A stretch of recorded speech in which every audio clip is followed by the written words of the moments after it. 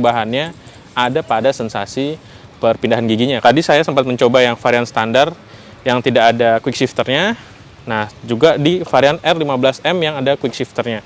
Ini sangat memudahkan untuk perpindahan gigi ke atas ya. Jadi ini hanya ke atas saja.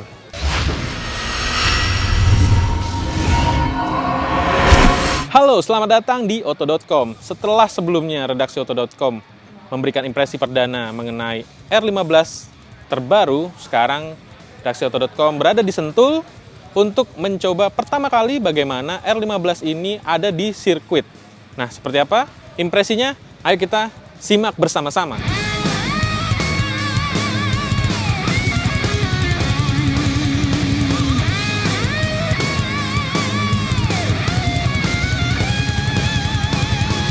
Tapi sebelum kita ke menu utama, kita akan membahas sedikit lagi mengenai apa saja yang berubah di R15 terbaru ini.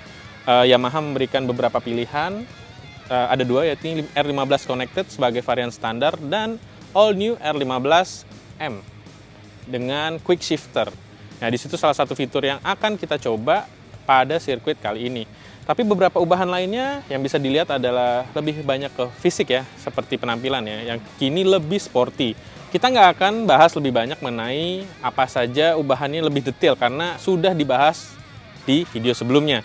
Tapi saya akan sebutkan di sini yakni desain di eksteriornya, bagian depannya sudah berubah, kemudian ada pada tampilan fisik yang kini lebih sporty dengan pewarnaan gold pada suspensi, juga kuning pada suspensi belakang. Kemudian ada quick shifter seperti tadi yang saya bilang. Kemudian pada layar dashboardnya, meter clusternya kini sudah hadir dengan beberapa fitur. Dan tidak lupa, R15 kini juga menggunakan fitur Y Connect. Jadi kita bisa mengetahui informasi mengenai motor ini melalui telepon genggam. Nah, sekarang kita akan membahas bagaimana motor ini ada di sirkuit Sentul.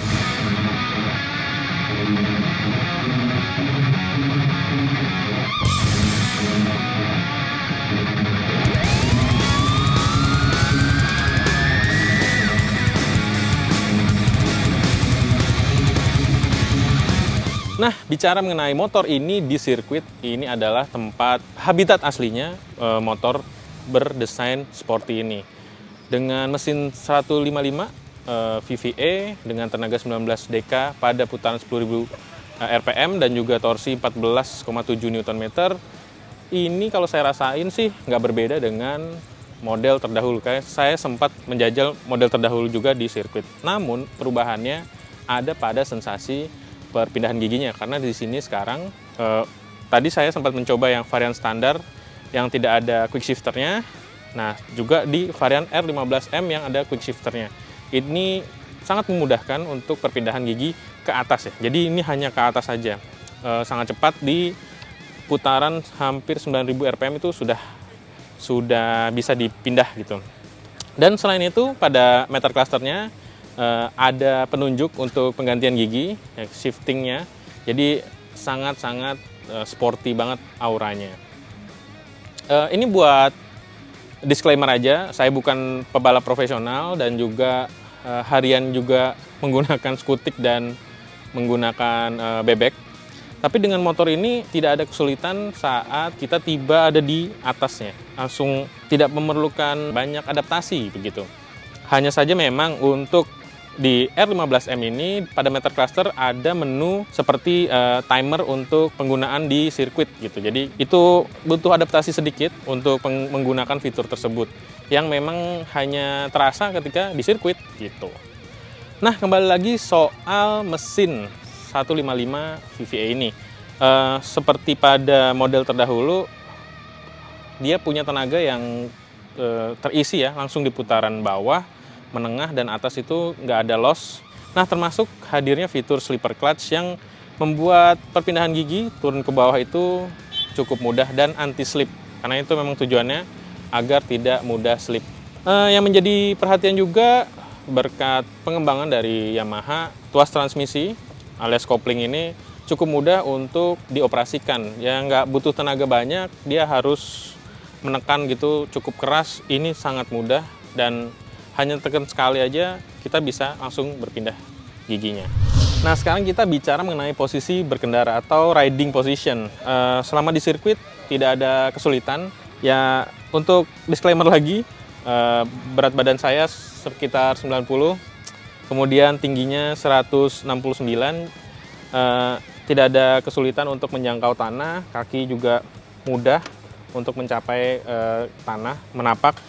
Kemudian untuk posisi sudutnya yang sudah dihadirkan oleh Yamaha R15 ini sedikit berbeda ya dengan model terdahulu, karena model terdahulu tuh kayak agak ke depan. Ini sekarang posisinya garis lurus dengan badan saya, jadi kalau saya merasa ini lebih nyaman dan mungkin nyaman juga untuk harian gitu loh.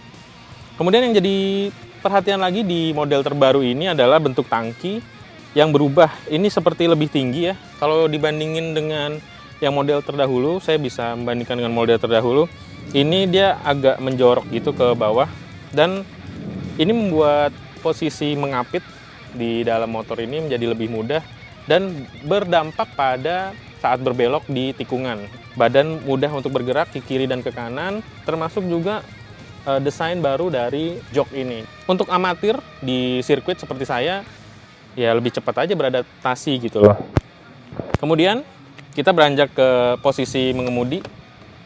Dengan bentuk postur tubuh saya, balik lagi, yang di sini ada tas tambahan, itu tidak apa ya, saya bisa katakan tidak terlalu capek untuk menggunakan motor ini saat di sirkuit. Kita nggak tahu ya kalau di hariannya seperti apa, tapi dengan posisi seperti ini, jarak tangan juga nggak terlalu capek, nggak terlalu tegak banget. Kita bisa menunduk, lihat seperti ini, dan itu sangat mudah juga soal mengoperasikan beragam tombol di sini. Ini perkembangan yang cukup menarik ya untuk motor sport bermodel fairing seperti ini yang memang punya DNA sporty, tapi juga kalau saya rasa nggak sulit juga untuk harian. Nah, bicara soal suspensi, saya punya beberapa catatan. Ya cukup mudah ya untuk mengendarai motor ini di sirkuit karena suspensinya terhitung cukup kaku. Ini juga berdampak pada handling di sirkuit gitu. Saya mudah berbelok dan tidak ada keraguan untuk kemudian motor bergoyang atau apa.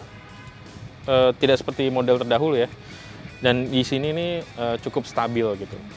Nah, ini berkat penggunaan suspensi KYB di depan dan belakang. Nah, ada yang lupa nih teman-teman. Saya belum membahas soal performa dari pengeremannya. R15 terbaru ini pengeremannya menggunakan Vibray di depan dan Nissin di belakang. Kaliper 2 di depan, 1 di belakang. Feeling di sirkuit pengeremannya ini cukup mantap ya, dan bisa dibilang cepat dengan reaksi dari tuas rem pengendara. Dan ini menjadi salah satu modal penting untuk motor berjenis sport seperti ini yang memberikan kepastian untuk keamanan dalam pengereman. Ya, jadi modal penting lah yang dimiliki oleh R15 terbaru. Nah, sebelum kita memberikan kesimpulan mengenai R15 di sirkuit, nah, saya akan bicara soal Blue Crew dari Yamaha. Di Blue Crew ini, Yamaha mengajak kita, para penggemar dari Yamaha, untuk lebih dekat dengan dunia balap. Jadi, Yamaha memberikan kesempatan untuk belajar, kemudian untuk mungkin berkarir menjadi pebalap Yamaha melalui sisi amatir ya. Jadi buat Anda yang memiliki motor-motor bertipe sporty Yamaha serta motor trail, bisa bergabung di Blue Crew ini. Caranya cukup mudah, hanya cukup mendaftar saja, kemudian nanti akan diberikan kesempatan oleh Yamaha untuk belajar bersama mengenai bagaimana mungkin berkendara di sirkuit atau trail, dan kemudian nantinya akan dikompetisikan oleh sesama penggemar balap yang kemudian akan beranjak step by step untuk bisa jadi pebalap profesional dari Yamaha seperti Galang Hendra, Virus, atau mungkin pebalap-pebalap yang nanti tembus ke World Superbike dan lain-lainnya. Jadi seru banget karena program ini sudah ada di luar negeri dan kali ini tiba di Indonesia. Dan semoga bagi Anda penggemar Yamaha untuk memanfaatkan dari program Blue Crew ini. Nah, itu dia tadi pengalaman singkat saya berkendara dengan R15 terbaru di sirkuit Sentul. Saya harus mengakui bahwa Yamaha kembali berhasil mengadopsi motor sport di 155 cc-nya, dan dengan Anda memiliki motor ini, Anda sudah track ready dan siap digunakan untuk di sirkuit. Tapi pertanyaannya memang bagaimana motor ini ada di harian, dan itu akan jadi tugas kami untuk mencoba meminjam unit ini dan berkendara harian. Yamaha memberikan beberapa model untuk R15 terbaru, dari R15 standar, kemudian R15M, dan juga R15 edisi khusus dengan livery 60 tahun. Dan itu dibanderol 39 jutaan sampai 40 jutaan. Dan bisa Anda dapatkan segera di dealer-dealer Yamaha. Nah, sekian dari kami. Jangan lupa untuk baca beritanya di oto.com, zikwil.co.id, carvaganza.com, dan jangan lupa untuk subscribe dan komen video di bawah ini. Dan sampai ketemu di impresi dengan motor dan mobil berikutnya. Sampai jumpa!